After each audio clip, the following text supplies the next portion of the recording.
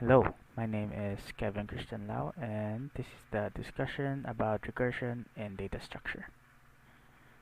Before we grasp the importance of recursion in data structure, first we must understand and know the definition of it. What is recursion? Okay, this is the outline of our discussion, and next is we must know why we should use recursion in our programs. Why? Why? That is the discussion about the importance use of recursion in algorithm. Lastly is an example on how to implement recursion. How? Cow. Okay, walay. Okay, now the definition of recursion.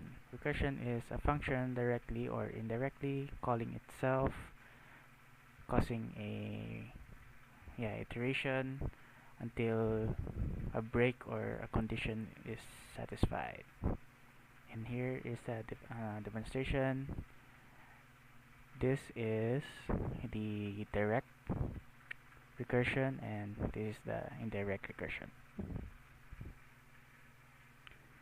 Now on the importance of using recursion. Proficiency. Being able to manipulate recursion functions at higher degree makes you more skillful in creating programs, which is also shows how a critical thinker you are when solving problems, because using recursion is also difficult too. Next is clean.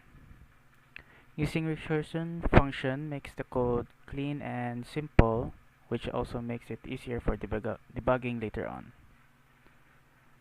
So we'll have an example of using recursion and finding factorial of a number. For example, we have a value 5, variable 5, and we're gonna get its factorial. So this is the code.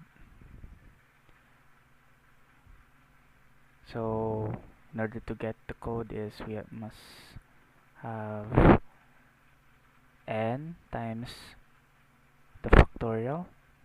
I'm gonna call again n minus 1. And if n is equals to 1, we're gonna return 1, like we have here. So when n is equals to 5, we're gonna 5 here, we're gonna factorial of 4, because 5 minus 1 is equals to 4. And when n is equals to 4, we're gonna have 4 factorial, n minus 4 is 3, so we're gonna put 3 here, so on and so forth until 1. So like that, it's gonna go back again when 1 times 2, here we have value n here 2, so it equals to 2.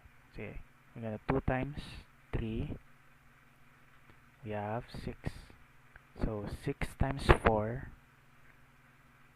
24, and 24 times 5 is 120. It's gonna return the value of 120. So 5 factorial is equals to 120.